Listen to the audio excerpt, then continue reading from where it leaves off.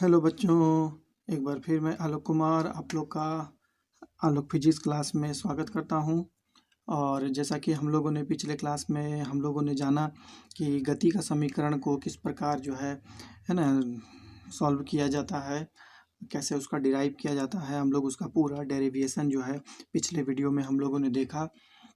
तो जो बच्चे हम लोग के इस क्लास में नए हैं तो उनसे सबसे पहला मेरा यही कहना होगा कि वो पुराने वीडियो को पहले देख करके तब उस क्लास में आए, तब ताकि उसे ज़्यादा से ज़्यादा उस लेसन को समझ सके। तो चलिए हम लोग अपने क्लास को आगे बढ़ाते हैं और आज हम लोग जानने का प्रयास करेंगे कि ग्राफीय विधि द्वारा जो है गति का समीकरण किस प्रकार प्राप्त किया जाता है। तो पिछले क्लास में जिस प्रकार हम लोगों ने जाना था कि सामान्य गणितीय विधि द्वारा जो है गणित का समीकरण कैसे ज्ञात किया जाता है, और कलन विधि द्वारा, जिसको हम लोग कैलकुलस मेथड भी कहते हैं, उसके द्वारा हम लोग गति का समीकरण प्राप्त किए थे।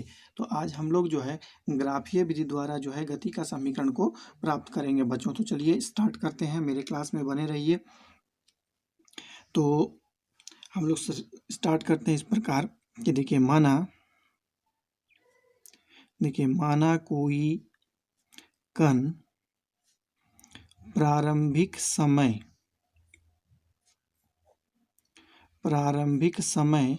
t1 में प्रारंभिक वेग u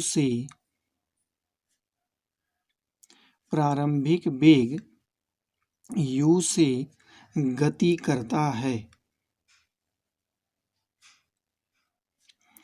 अगले t2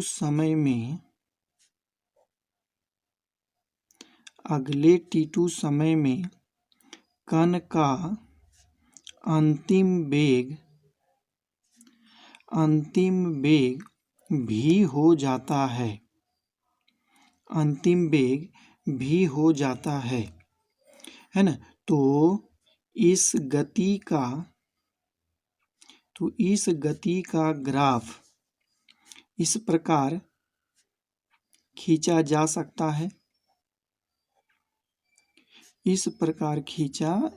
सकता है, तो हम लोग देखिए इसके गति का ग्राफ जो है किस प्रकार खींचेंगे। ग्राफ को अच्छा से आप लोगों को देखना है बच्चों। मान लेते हैं कि ये मेरा एक्स एक्सिस है, ये वाई एक्सिस है बच्चों, और कण जो है हम जानते हैं कि एक समान त्वरण की अवस्था में कण का वेग और समय का ग्राफ जो होता है वो एक सरल रेखा होता है। ये चीज़ को हम लोगों ने पहले ही जान लिया है बच्चों, है कि नहीं, कि उसका ग्राफ क्या होता है। तो उसका ग्राफ एक सरल रेखा होता है। तो इसी सरल रेखा पर हम समय के किसी क्षण पर हम मान लेते हैं कि कण जो है t1 समय पे ए बिंदु पर है, मतलब इस बिंदु पर है, और अगला t2 समय कण का यहाँ पर आ जाता है। समय यहाँ पर कण का t2 हो जाता है बच्चों। इस प्रकार यहाँ पर कण का समय t1 है और यहाँ पर कण का समय t2 है। तो मैंने जैसा कि पहले ही बता दिया है कि ये बिंदु पर कण का वेग कितना होगा बच्चों, ये प्रारंभिक वेग है, कण का प्रारंभिक वेग u है, और इस बिंदु पर कण का अंतिम वेग जो होगा वो मुझे v प्राप्त होता है बच्चों। तो इसको यदि हम इस प्रकार मिला देते हैं और इसको हम लोग a बिंदु कहते हैं, इसको हम लोग b बिंदु कहेंगे, इसको c कहेंगे, इसको हम लोग d कह देते हैं, और इसको हम लोग e कहेंगे। इस प्रकार हम लोग जानते हैं बच्चों। तो ये ग्राफ मेरा कुछ इस प्रकार आता है। तो यहाँ से ये मूल बिंदु है बच्चों। तो मूल बिंदु, इस बिंदु का जो समय होगा, मूल बिंदु से OE का जो समय होगा वो t1 है, और OD का जो समय होगा वो t2 है। तो DE का समय अंतराल कितना होगा, ये समय अंतराल जो मेरा होगा वो क्या होगा, t2 माइनस t1 होगा, जो कि ED और AC दोनों बराबर है। तो ये भी मेरा कितना हो जाएगा बच्चों, ये हो जाएगा t2 माइनस t1 होगा बच्चों, इस प्रकार। और आप जानते हैं कि कण का जो वेग होगा वो EA जो होता है वो u है, EA वेग कण का u है, और DB जो कण का वेग है वो v है कि नहीं। तो हम लोग इस वेग को क्या कहेंगे बच्चों, इस वेग को क्या कहेंगे, ये पूरा वेग मेरा v है और यहाँ से यहाँ तक का वेग u है। तो BC वेग को हम लोग क्या कहेंगे, v माइनस u होगा बच्चों। तो हम लोग ये बात जानते हैं। तो हम यहाँ पे लिख देते हैं बच्चों कि देखिए माना देखिए O E is equal to, हम सारा को इंडिकेट कर देते हैं, O E is equal to T1 है और O D is equal to T2 है। ग्राफ से हम लोग जानते हैं ये बच्चों। तो E D is equal to कितना हो जाएगा, ग्राफ से हो जाएगा T2 माइनस T1 होगा बच्चों। और E D is equal to मेरा कितना है, ए सी है, हम लोग जानते हैं ग्राफ से। इसी प्रकार सिमिलरली, इसी प्रकार है ना, मेरा क्या होगा बच्चों, हम लोग देखते हैं आगे।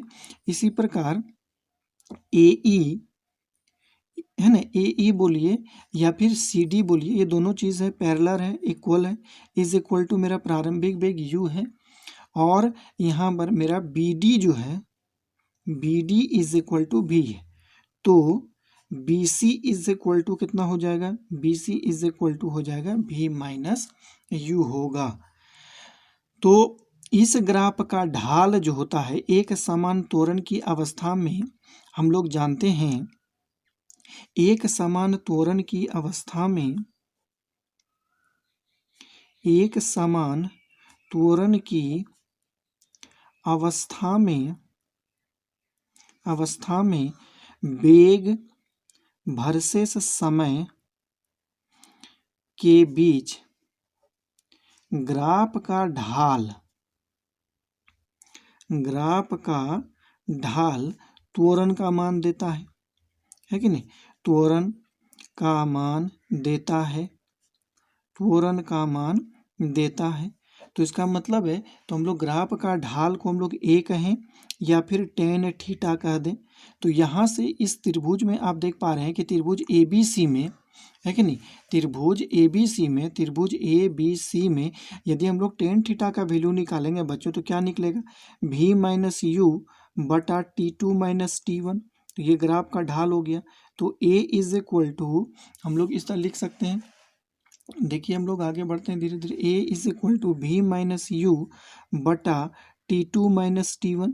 तो that simplifies V minus U is equal to A और T2 माइनस T1 हो जाएगा। तो हम लोग T2 माइनस T1 को, जैसा कि हम लोग पहले से ही मानते हुए आ रहे हैं कि ये मेरा T के बराबर होता है, तो इसको हम लोग ऐसे भी लिख सकते हैं कि भी minus U is equal to A T. तो डेट सिंप्लाइज यू को बराबर के उधर कर देंगे, तो यू प्लस ए टी होगा बच्चों। ये चीज़ हम लोग पहले से जानते हैं, है ना। तो ये पहला गति का समीकरण था, इसको हम लोगों ने साबित किया। तो इसी प्रकार जो है हम लोग दूसरा गति का समीकरण जो है हम लोग साबित करेंगे। तो चलिए हम लोग दूसरा गति का समीकरण को साबित करेंगे। तो ये अभी फिगर हमको नज़र नहीं आ रहा है, इसलिए फिगर में एक बार फिर यहाँ पर बना देना चाहूँगा।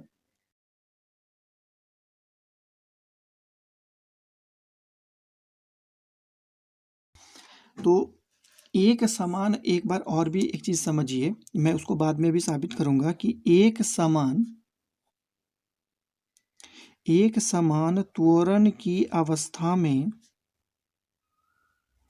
एक समान त्वरण की अवस्था में वेग समय का क्षेत्रफल या वेग समय ग्राफ का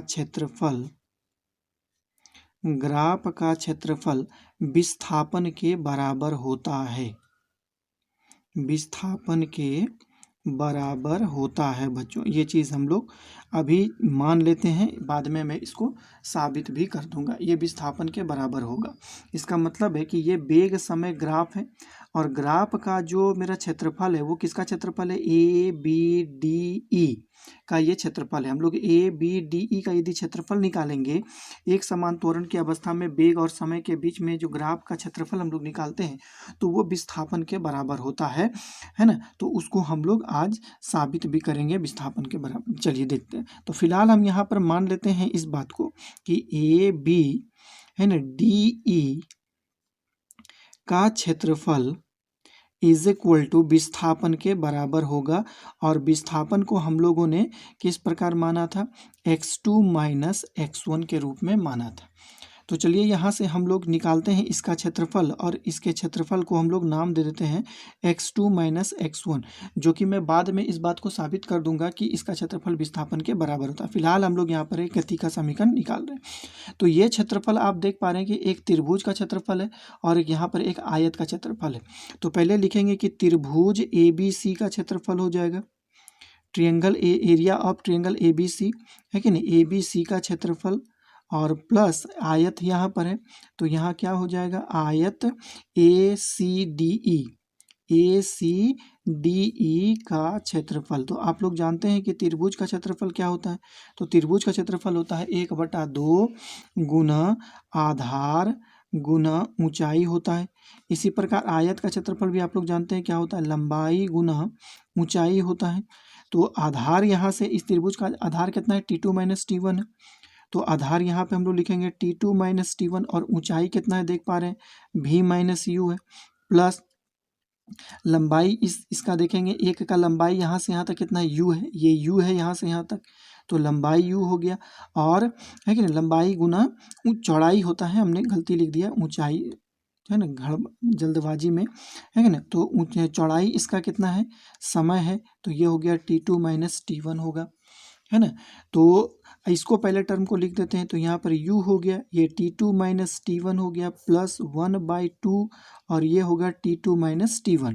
और आप ऊपर से देख पाएंगे कि मैंने v है कि नहीं, v माइनस u का वैल्यू क्या निकाला है, v माइनस u का वैल्यू है 8T2 माइनस T1 है बच्चों, ऊपर के समीकरण से। तो यहाँ पर जो मेरा है कि v माइनस u, उसका वैल्यू मैं यहाँ पे लिख दूंगा a, और ये हो गया T2 माइनस T1। मैं बगल में मेंशन भी कर देता हूँ कि v minus u is equal to होता है a T2 माइनस T1, यहाँ पर मैंने रख दिया। तो इसको हम लोग अब मल्टीप्लाई करेंगे, तो ये हो गया u T2 माइनस T1 है ना, प्लस 1/2, यहाँ से हो गया a, और ये हो जाएगा T2 माइनस T1 का होल स्क्वायर। तो हम लोगों ने बच्चों T2 माइनस T1 को t माना है, तो इधर कितना हो गया, x2 minus x1 is equal to, ये हो जाएगा ut प्लस, और यहाँ पर आ गया हाफ a t²। तो ये देखिए बच्चों, मेरा दूसरा गति का समीकरण ग्राफीय विधि द्वारा मैंने प्राप्त कर लिया है कि नहीं। तो आप ऐसे भी कह सकते हैं कि ये क्षेत्रफल जो होता है पूर्णतः ये विस्थापन के बराबर होता है। तो अब हम लोग नया चीज साबित जो करेंगे वो ये करेंगे कि इसका क्षेत्रफल विस्थापन के कैसे बराबर होता है। चलिए उसको हम लोग साबित करते हैं। चलिए हम लोग आगे बढ़ते हैं।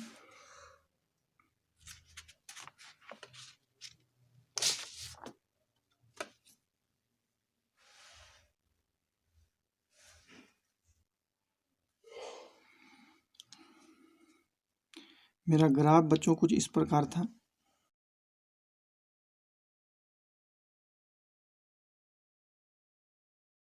तो चलिए हम लोग इसका क्षेत्रफल पुनः निकालते हैं। देखिए ABDE का क्षेत्रफल, तो आप लोग बता सकते हैं इसका क्षेत्रफल कितना होगा। सबसे पहले तो त्रिभुज ABC का क्षेत्रफल, और प्लस किसका क्षेत्रफल होगा, प्लस हो जाएगा आयत का क्षेत्रफल। तो यहाँ आयत मेरा देख रहे हैं, आयत क्या है, ACDE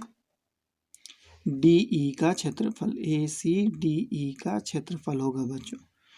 तो क्षेत्रफल त्रिभुज का क्षेत्रफल क्या होगा, 1/2 गुना आधार है, आधार मेरा T2 माइनस कितना है, देखिए 1 है, T2 माइनस T1, और ऊंचाई कितना है, V माइनस U है, प्लस आयत का क्षेत्रफल देख पा रहे हैं, यहाँ से यहाँ तक U है कि नहीं, और आधार है, इसका जो चौड़ाई है वो T2 माइनस T1 है, तो ये U हो गया, और इधर हो जाएगा T2 माइनस T1।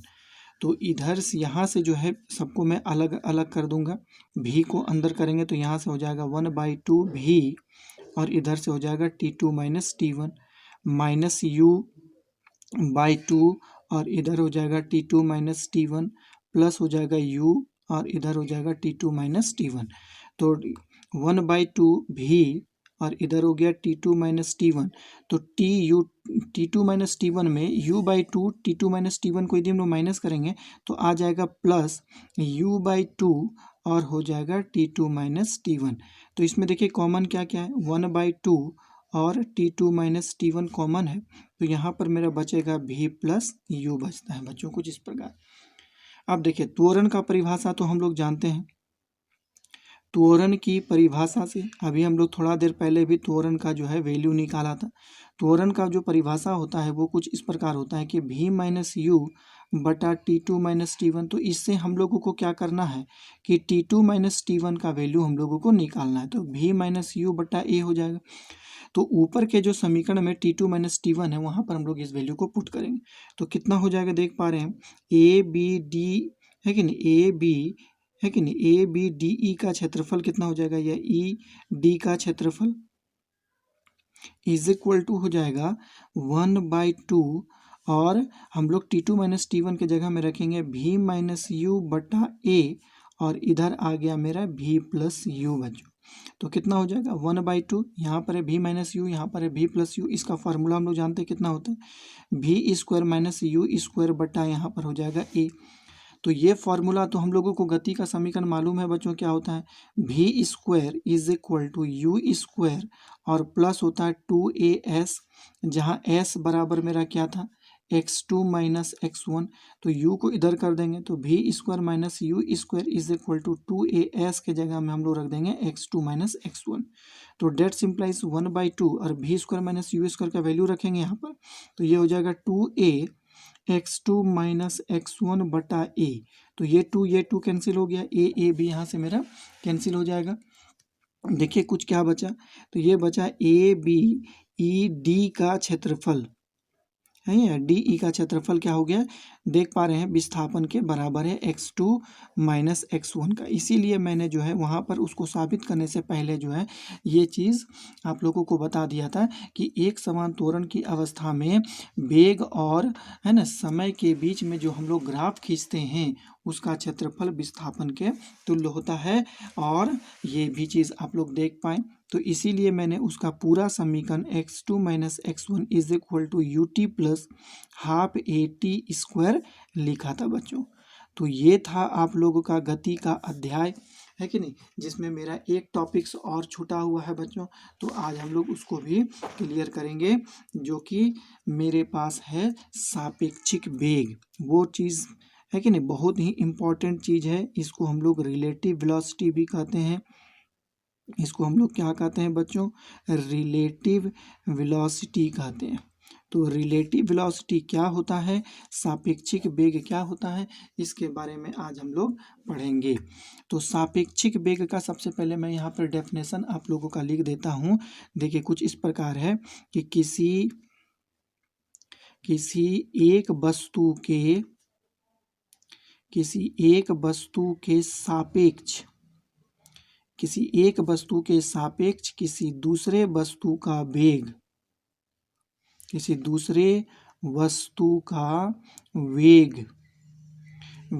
को सापेक्षिक वेग कहा जाता है। सापेक्षिक वेग कहा जाता है। सापेक्षिक वेग कहा जाता है ना। या फिर आप इसको ऐसे भी डिफाइन कर सकते हैं बच्चों, विस्तार से इन जनरल फॉर्म में आप इसको ऐसे भी डिफाइन कर सकते हैं। देखिए यदि दो वस्तु है ना गतिशील है या हो, यदि दो वस्तु गतिशील हो तो पहले वस्तु के सापेक्ष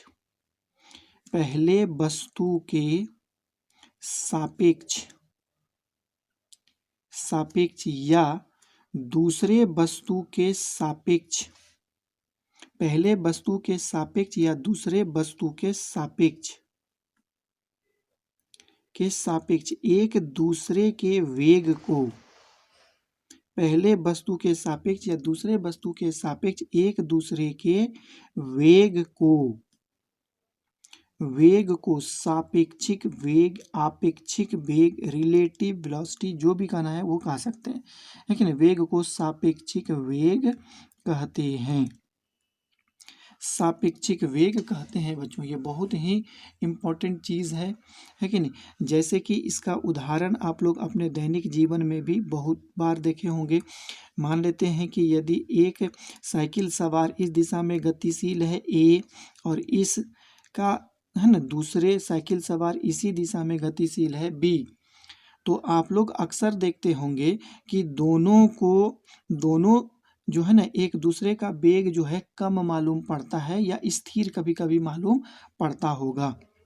जैसे कि मान लेते हैं कि ए का वेग यदि 10 मीटर पर सेकेंड है और बी का वेग 15 मीटर पर सेकेंड है, तो आप कह सकते हैं कि है ना कि बी के सापेक्ष ए का वेग कितना होगा, बी के सापेक्ष ए का वेग कितना होगा।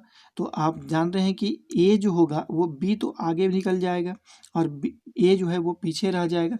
तो वो पीछे कितने वेग से जाएगा, वो पीछे उसको जो है ए जो है बी से पीछे के, आप साइकिल चलाते होंगे या बाइक चलाते होंगे तो आपको अक्सर इस बात देखते होंगे, जब आप ओवरटेक करते हैं किसी दूसरे आदमी को तो वो आदमी आपको पीछे तरफ जाता हुआ मालूम पड़ता है।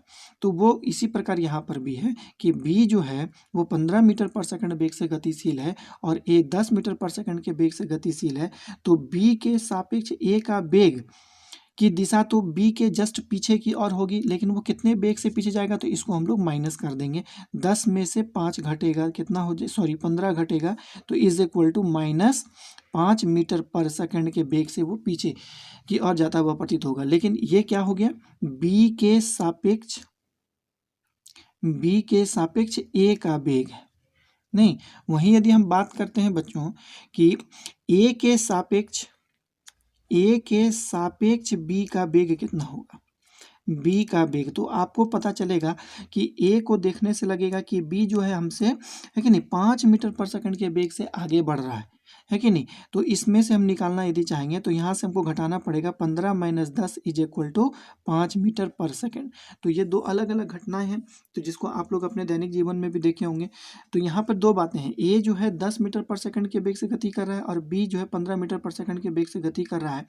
तो बी को लगेगा देखने में कि ए जो है वो 5 मीटर वेग से पीछे की ओर गति कर रहा है, और वहीं ए को देखने से लगेगा कि बी जो है वो 5 मीटर पर सेकंड के वेग से हमसे आगे की ओर जा रहा है। तो ये जो उदाहरण है कि नहीं, ये उदाहरण सापेक्षिक वेग का होता है बच्चों।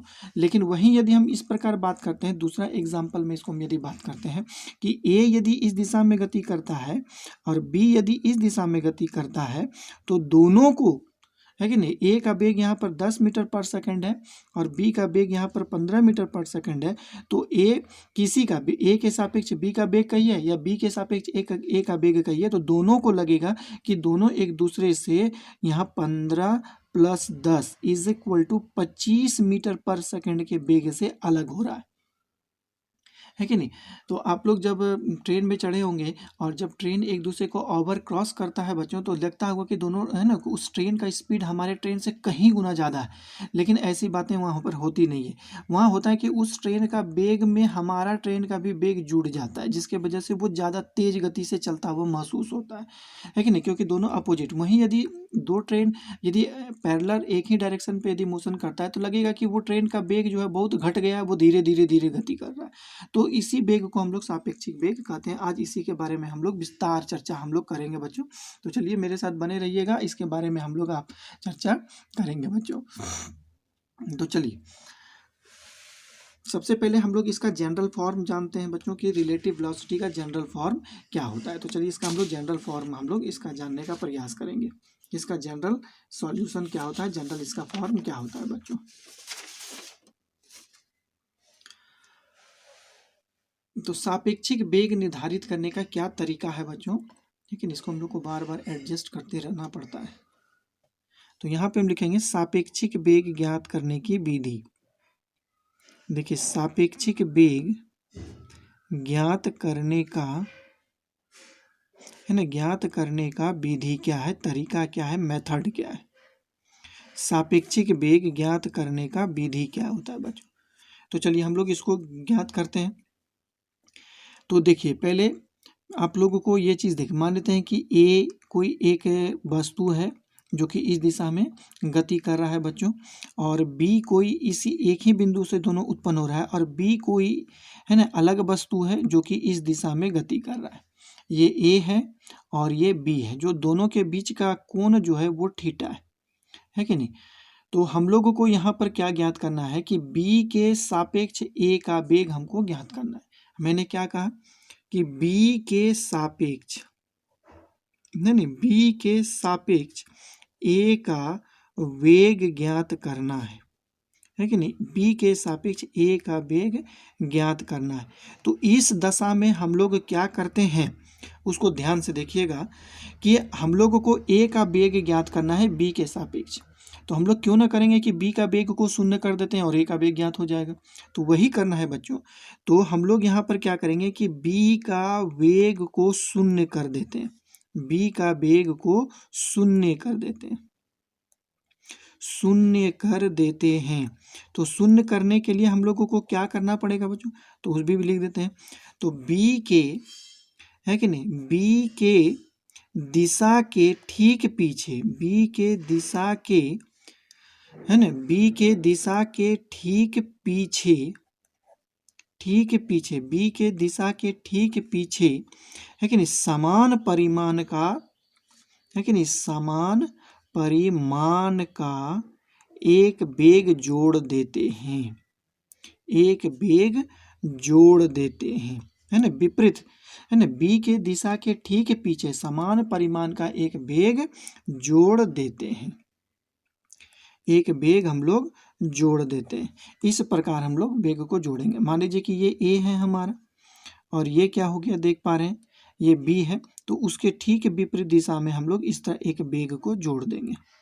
ये मेरा कितना था, मान लेते हैं कि ए है, ये इसका वेग मेरा भी ए है, ये बी है, इसका वेग मेरा भी बी है। तो एक परिमाण, समान परिमाण का लेकिन विपरीत दिशा में एक वेग हम जोड़ देते हैं। अब ये भी बी हो गया, ये माइनस भी बी हो गया। तो बताइए कि इसका रिजल्टेंट वेलोसिटी कितना हो जाएगा, ये तो जीरो हो गया।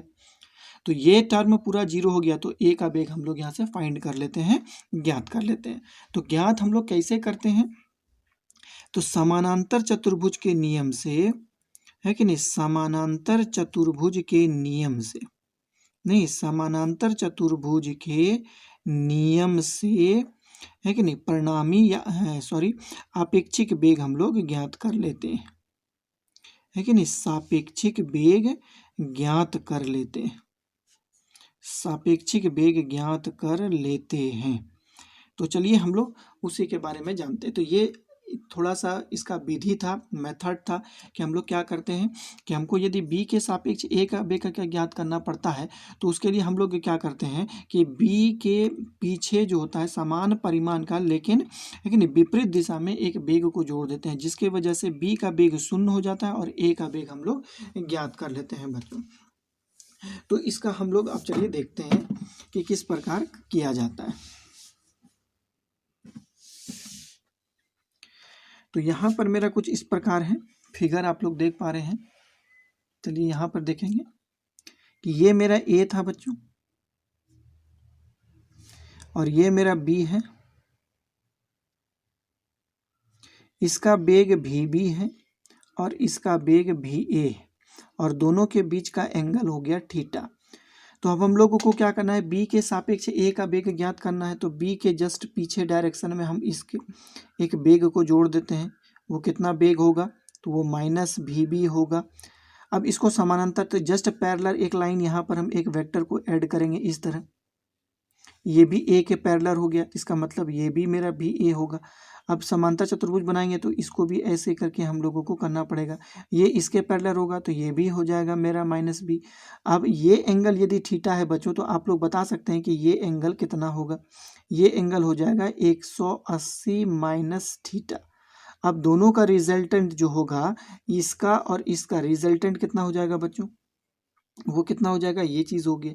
तो ये रिजल्टेंट निकल गया मेरा, नहीं, इसका सापेक्षिक वेग, तो सापेक्षिक वेग कितना हो गया, भी ए बी। तो हम लोग परिणामी वेग निकालने का समीकरण तो हम लोग जानते ही हैं बच्चों कि परिणामी वेग निकालने का समीकरण क्या होता है। तो उसी समीकरण का हम लोग यहाँ पर प्रयोग करेंगे, नहीं। तो उस समीकरण क्या हो गया मेरा बच्चों, देखते हैं कि भी A B is equal to, हम लोग जानते हैं अंडर रूट, ये क्या हो गया, भी ए स्क्वायर प्लस यहाँ पर होगा भी बी स्क्वायर प्लस 2 भी ए इंटू भी बी, और ये कितना हो जाएगा कॉस। तो दोनों के बीच का एंगल यहाँ पर कितना देख रहे हैं, 180 माइनस थीटा होगा बच्चों, 180 माइनस थीटा होगा। तो ये किस क्वाड्रेंट में हो गया, 180, है ना। देखते हैं यहाँ पर कॉस 180 माइनस थीटा। तो ये किस क्वाड्रेंट के बारे में हम लोग बात कर रहे हैं? ये सेकेंड क्वाड्रेंट के बारे में बात कर रहे हैं। तो सेकेंड क्वाड्रेंट में मेरा क्या होता है, साइन सिर्फ पॉजिटिव होता है, इसका मतलब हो गया कि यहाँ पर ये नेगेटिव होगा, तो ये कितना हो जाता है, माइनस कॉस थीटा आएगा। सेकेंड क्वाड्रेंट में कॉस नेगेटिव होगा, है कि नहीं?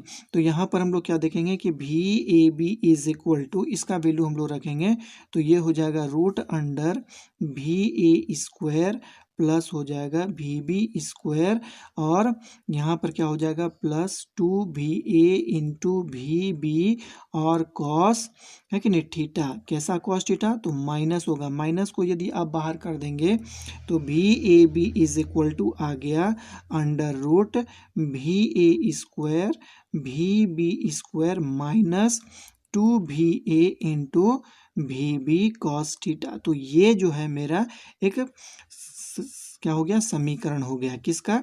एक रिलेटिव वेलोसिटी का समीकरण है। तो रिलेटिव वेलोसिटी का समीकरण और रिजल्टेंट वेक्टर का समीकरण में क्या अंतर है?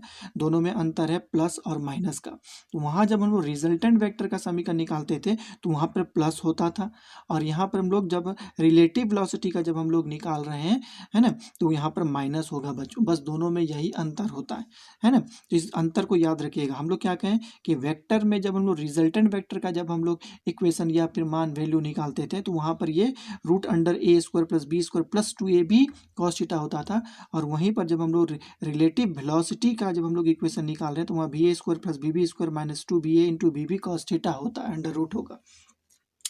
तो ये चीज़ हम लोग जानते हैं बस। तो लेकिन अब यहाँ पर बात आता है कि परिणामी का दिशा, है कि नहीं? यहाँ पे सॉरी, बार बार हम परिणामी मुंह से निकल जा रहा है मेरा। सापेक्षिक वेग का दिशा हम लोग कैसे ज्ञात करेंगे उसके बारे में हम लोग बात करते हैं।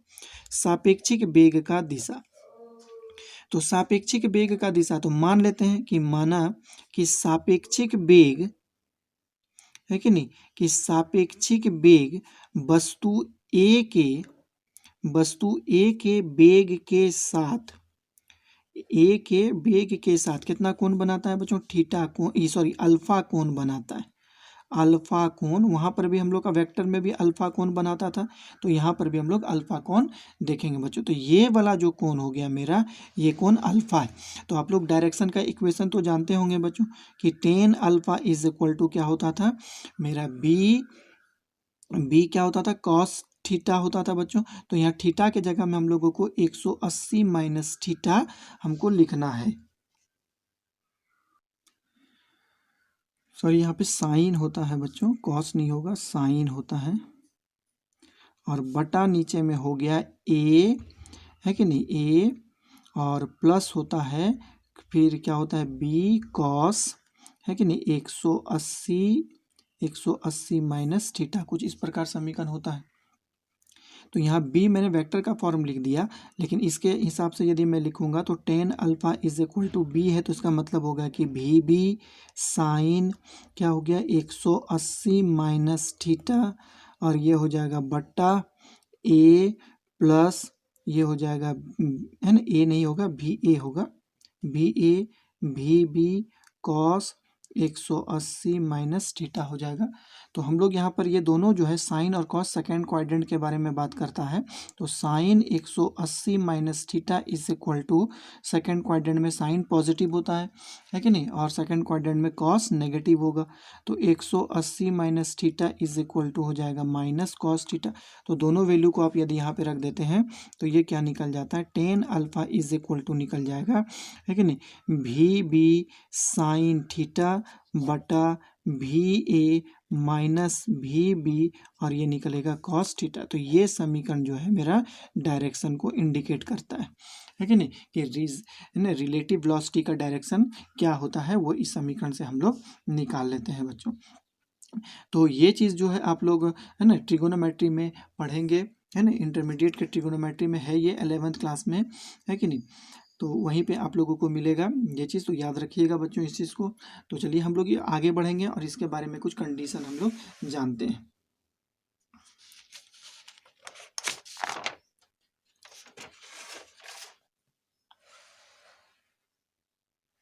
तो कुछ कंडीशन है, कुछ शर्त है बच्चों। तो मान लेते हैं यहाँ पे कंडीशन नंबर 1 है कि मान लिया कि माना कि दोनों वस्तु एक ही दिशा में गतिशील है। दोनों वस्तु एक ही दिशा में गतिशील है। दोनों वस्तु एक ही दिशा में गतिशील है। तो सापेक्षिक दोनों वस्तु का सापेक्षिक वेग क्या हो जाएगा? मान लीजिए कि ए इधर ही था और बी भी मेरा इधर ही है, तो दोनों के बीच का एंगल कितना हो जाएगा? सबसे पहले जानते हैं कि वो theta is equal to 0 degree होगा। ये बात हम लोग जानते हैं बच्चों। तो यहाँ पर हम लोग भी ए बी निकालेंगे, तो भी A B is equal to कितना हो जाएगा? रूट अंडर, तो भी ए स्क्वायर प्लस यहाँ पर होगा भी बी स्क्वायर माइनस 2 है ना, 2 भी और यहाँ पर कॉस 0 डिग्री, कॉस 0 डिग्री का वैल्यू 1 होता है। तो भी A B is equal to ये क्या हो जाएगा? भी ए स्क्वायर प्लस भी बी स्क्वायर माइनस 2 ये भी हो गया। तो ये भी है ना, तो ये किसका समीकरण हो गया? a माइनस बी का होल स्क्वायर का फॉर्मूला है बच्चों। तो ये हो गया भी A B is equal to हो जाएगा, है ना, देखिए रूट अंडर, इसको हम लोग ऐसे लिखेंगे भी ए प्लस सॉरी माइनस भी बी का होल स्क्वायर, ये होगा भी ए बी, है कि नहीं। तो हम लोग अंडर रूट और स्क्वायर दोनों कट जाएगा, कैंसिल हो जाएगा, तो क्या हो जाएगा? भी ए माइनस भी बी। तो ये हो गया। यदि दोनों व्यक्ति एक ही दिशा में यदि गतिशील है तो दोनों का सापेक्षिक वेग, दोनों के वेग को घटा करके निकाला जा सकता है। जैसे मैं अभी तुरंत आप लोगों को बताया था कि यदि ये 15 मीटर पर सेकंड के वेग से गतिशील है और ये 10 मीटर पर सेकंड के वेग से गतिशील है, तो सापेक्षिक वेग दोनों को हम लोग माइनस करके निकाल रहे थे। वहीं यदि दोनों का बात है कि यदि दोनों वेग, यदि दोनों वस्तु एक दूसरे के विपरीत दिशा में गतिशील हैं, एक दूसरे के विपरीत, है ना, एक दूसरे के विपरीत दिशा में गतिशील हैं, एक दूसरे के विपरीत दिशा में गतिशील है बच्चों, तो क्या हो जाएगा इस दिशा? तो मान लीजिए कि एक वस्तु इधर गति कर रहा है और एक वस्तु इधर गति कर रहा है, तो इस स्थिति में दोनों के बीच का एंगल जो होगा वो कितना होगा? 180 डिग्री होगा। तो मेरा कुछ सापेक्ष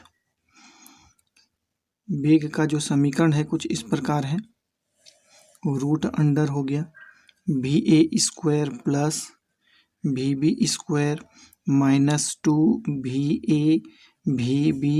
और यहाँ पर कॉस मेरा कितना हो गया? 180 डिग्री हो गया। और हम लोग जानते हैं कि कॉस 180 डिग्री का वैल्यू -1 होता है। तो चलिए हम लोग -1 वहाँ पुट करेंगे तो यहाँ पर प्लस हो जाएगा, तो ये हो गया भी ए स्क्वायर प्लस होगा भी बी स्क्वायर प्लस 2 हो गया, है ना, 2 इंटू हो गया भी। तो ये a प्लस बी का होल स्क्वायर का फार्मूला होता है। तो रूट अंडर क्या हो गया? देखिए भी ए प्लस भी बी का ये हो जाएगा होल स्क्वायर और ये स्क्वायर रूट से बाहर आ जाएगा, तो ये क्या होगा? भी ए प्लस भी बी होता है। तो इसका मतलब ये समीकरण से स्पष्ट है बच्चों कि यदि दो वस्तु एक दूसरे के विपरीत दिशा में गतिशील होता है तो दोनों का सापेक्षिक वेग जो है एक दूसरे से हम लोग जोड़ करके निकालते हैं, जो कि हम लोग पहले देखे थे कि एक वस्तु का वेग 10 मीटर पर सेकंड है ना, और 10 मीटर पर सेकंड है और दूसरे का वेग 15 मीटर पर सेकंड है। तो सापेक्षिक वेग हम लोग ज्ञात करते थे, दोनों का वेग को जोड़ देते थे तो 25 मीटर पर सेकंड आता था। इसी प्रकार यदि दोनों का वेग एक दूसरे के लंबवत हो तो जैसे देखिए माना दोनों का वेग एक दूसरे के लंबवत है, माना है कि नहीं, दोनों का वेग एक दूसरे के लंबवत है ना, एक दूसरे के लंबवत है, माना दोनों का वेग एक दूसरे के लंबवत है। तो लंबवत कहने का मतलब क्या हो गया कि दोनों के बीच का कोण कितना है? 90 डिग्री है। तो इस अवस्था में यदि हम लोग सापेक्षिक वेग ज्ञात करते हैं तो समीकरण का प्रयोग करेंगे, भी A B is equal to हो जाएगा रूट अंडर, ये होगा मेरा भी ए स्क्वायर भी बी स्क्वायर और माइनस हो जाएगा 2 इंटू भी बी और यहाँ पर कॉस 90 डिग्री। तो कॉस 90 डिग्री का वैल्यू हम लोग जानते हैं कितना होता है? इज इक्वल टू 0 होता है। तो ये पूरा टर्म मेरा 0 हो जाएगा। तो भी A B is equal to under root ये आ जाएगा भी ए स्क्वायर और भी बी स्क्वायर आएगा। कुछ इस प्रकार हम लोग, है ना, लंबवत दिशा में गतिशील दो वस्तुओं का सापेक्षिक वेग की हम लोग गणना कर सकते हैं। तो ये तो था बच्चों सापेक्षिक वेग। इसका और भी आप लोग दैनिक जीवन में बहुत सारा प्रयोग या फिर आप लोग अनुप्रयोग देखते होंगे, लेकिन बहुत सारे आदमी जो है ना, इसका बारे में सिर्फ गति के संबंध में ही जो है इसका अनुप्रयोग अपने लाइफ में देख पाते हैं, लेकिन इसका बहुत सारा उपयोग है बच्चों, है कि नहीं। दैनिक जीवन में इसका हम लोग उपयोग करते हैं। जैसे इसका पहला उपयोग क्या होता है कि हम लोग वर्षा के दिनों में हम लोग अक्सर देखते हैं कि जब हम लोग है ना किसी स्थान पर खड़े रहते हैं तो वर्षा हमें ऊर्ध्वाधर रूप से नीचे गिरती हुई मालूम प्रतीत होती है। लेकिन वहीं यदि हम लोग है ना वर्षा के दिनों में यदि किसी बाइक से या बस से यदि गति करते हैं तो आप देखिएगा कि वो वर्षा का बूंद जो होता है वो है ना ऊर्ध्वाधर रूप से गिर करके किसी क्षैतिज दिशा में गिरती हुई मालूम पड़ती है, किसी कोण पर वो गिरती मालूम पड़ेगी। तो इस चीज़ को आप लोग गौर करिएगा, है कि नहीं। अक्सर देखिएगा आप लोग वर्षा के इस बार नहीं यदि इस बात पर विचार किए हैं कभी, तो इस बार के वर्षा में या कभी बारिश होगी तो उसमें आप लोग जरूर देखिएगा कि जब आप स्थिर रहेंगे तो पानी आपको लगेगा कि ऊर्ध्वाधर नीचे ज़मीन के और गिर रही है, लेकिन आप जब गतिशील हो जाएंगे तो वही वर्षा का बूंद आपको किसी तिरछी दिशा में, है कि नहीं, गिरती हुई मालूम होगी। उसी प्रकार जब हवा का साथ भी होता है, जब आप देखिएगा कि जब आप किसी एक बिंदु पर स्थिर है या किसी स्थान पर खड़े हैं तो आपको हवा यदि पूरब की दिशा से मालूम चल रही है बहते हुए, और लेकिन आप यदि, है कि नहीं, ठीक, यदि आप उसके लंबवत दिशा में यदि आप गति करेंगे, यदि दक्षिण दिशा में या उत्तर दिशा में गति करते हैं तो आपको हवा जो होता है कि नहीं, पूरब की और नहीं, है ना, पूरब, अब यदि उत्तर दिशा में यदि आप गति करें तो आपको हवा पूर्वोत्तर दिशा से चलती हुई मालूम होगी, इस दिशा से चलती हुई मालूम होगी बच्चों। तो इस तरह का को भी हम लोग सापेक्षिक वेग कहते हैं बच्चों, है कि नहीं। तो इससे संबंधित जो है बहुत सारा कॉम्प्लिकेटिव जो है न्यूमेरिकल्स जो है हम लोग के कोर्स में पढ़ाया जाता है, बच्चों को बताया जाता है। तो चलिए हम लोग इसी तरह एक दो ठो न्यूमेरिकल्स के बारे में हम लोग चर्चा करते हैं कि किस प्रकार जो है हम लोग सापेक्षिक वेग का निर्धारण करते हैं। चलिए, तो हम लोग जानते हैं कि एक न्यूमेरिकल्स को हम लोग देखेंगे। तो जैसा कि हम एक न्यूमेरिकल से एक किताब से हम लोगों ने नोट किया है और वो चीज़ मैं आपके सामने में रख रहा हूँ, तो इस पे आप लोग ध्यान दीजिए बच्चों, है कि नहीं। एक क्वेश्चन मैं यहाँ पर लिख रहा हूँ इस पर, जैसे देखिए एक क्वेश्चन इस प्रकार है कि वर्षा, देखिए वर्षा की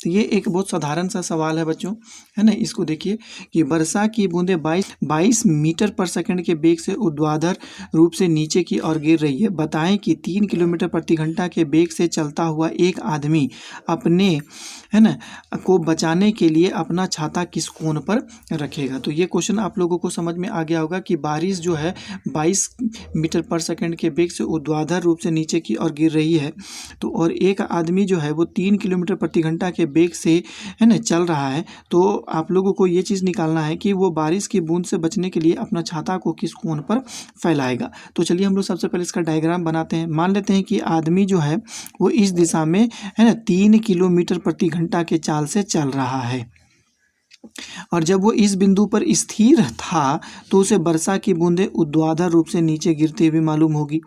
वर्षा का बूंद आपको दे दिया गया है कि वो 22 मीटर पर सेकंड के वेग से वो गिर रही है ना। तो अब हम लोगों को यहाँ पर क्या करना है कि वर्षा के बूंद के सापेक्ष उस आदमी का द्वारा फैलाया गया छाता का कोण ज्ञात करना है। तो यहाँ सबसे पहले हम लोगों को उस आदमी के वेग को शून्य करना होगा, क्योंकि हम लोगों को ज्ञात करना है वर्षा के वेग के सापेक्ष हम लोगों को ज्ञात करना है। तो यहाँ पर आदमी के वेग को हम लोगों को शून्य करना होगा। इसके लिए हम लोग क्या करते हैं, जस्ट आदमी के वेग के दिशा के विपरीत जो होता है हम लोग क्या करते हैं, इसमें -3 किलोमीटर प्रति घंटा के चाल से विपरीत दिशा में जोड़ देते हैं, ताकि इस आदमी का वेग शून्य हो जाए। और हम लोग क्या करते हैं कि इस वर्षा के बूंद के सापेक्ष जो होता है उसका छाता फैलाने की दिशा हम लोग ज्ञात कर लेते हैं। तो वो छाता जो है वो किस कोण पर फैलाएगा, मान लिया जाता है कि वो इस दिशा में थीटा कोण पर फैलाता है, ये इस कोण पर फैलाएगा, है कि नहीं। तो अब ये देखिए ये उसका कितना हो गया, ये भी उसका 3 किलोमीटर प्रति घंटा है बच्चों, 3 किलोमीटर ये प्रति घंटा है। तो चलिए छाता किस कोण पर फैलाएगा हम लोग यहाँ से निकालते। तो ये त्रिभुज आप देख पा रहे होंगे, तो इस त्रिभुज से हम लोग tan थीटा का वैल्यू निकाल लेंगे। तो tan theta is equal to कितना हो जाएगा बच्चों, तो ये हो गया लंब और ये हो गया आधार। तो कहने का मतलब हो गया कि ये हो जाएगा 3 किलोमीटर प्रति घंटा और नीचे में हो जाएगा 22 मीटर प्रति सेकेंड। तो हम लोगों को क्या करना पड़ेगा कि 3 किलोमीटर प्रति घंटा को हम लोगों को पहले मीटर पर सेकंड में बदलना पड़ेगा। तो इसको हम लोग बदलते हैं, किलोमीटर को 1000 से गुना कर दिए तो मीटर में चेंज हो गया, और घंटा को हम लोग सेकंड में बदलने के लिए एक बार 60 से मल्टीप्लाई करेंगे मिनट में, एक बार फिर 60 से मल्टीप्लाई करेंगे तो वो सेकंड में कन्वर्ट हो जाएगा। तो ये 2 0 कट जाएगा बच्चों। यहाँ 3 से 6 2 बार में कटेगा, 2 से हम 10 को 5 बार में काटेंगे तो ये कितना हो गया, देखिए 5/6 मीटर पर सेकंड आएगा। तो यहाँ पर हम लोग रख देंगे, है कि नहीं, यहाँ हम लोग रख देंगे बच्चों। तो ये कितना हो गया, देखिए tan theta is equal to 5/6 by यहाँ पर कितना हो जाएगा 22 हो गया। तो tan theta is equal to हो जाएगा 5 बाय कितना हो जाएगा 132 हो जाएगा, नहीं हाँ। तो थीटा इज इक्वल टू कितना हो जाएगा tan इनवर्स 5/132। तो ये आपका जो था वो इस कोण पर छाता को फैलाएगा बच्चों। तो इसी प्रकार जो है बच्चों और भी डिफ़िकल्ट जो है न्यूमेरिकल्स जो है ना रिलेटिव वेलोसिटी में बनाए जाते हैं।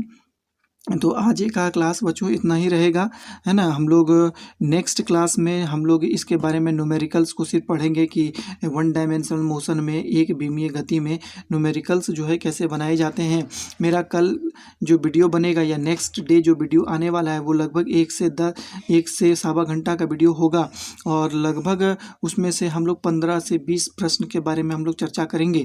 तो उसके लिए आप लोग बच्चों तैयार रहिए। और आज का जो वीडियो है वो काफ़ी आप लोग का इंटरेस्टिंग वीडियो था, क्योंकि इसमें हम लोगों ने गति के संबंध में ग्राफ के आधार पर, है ना, गति से संबंधित समीकरण का प्रतिस्थापन किया।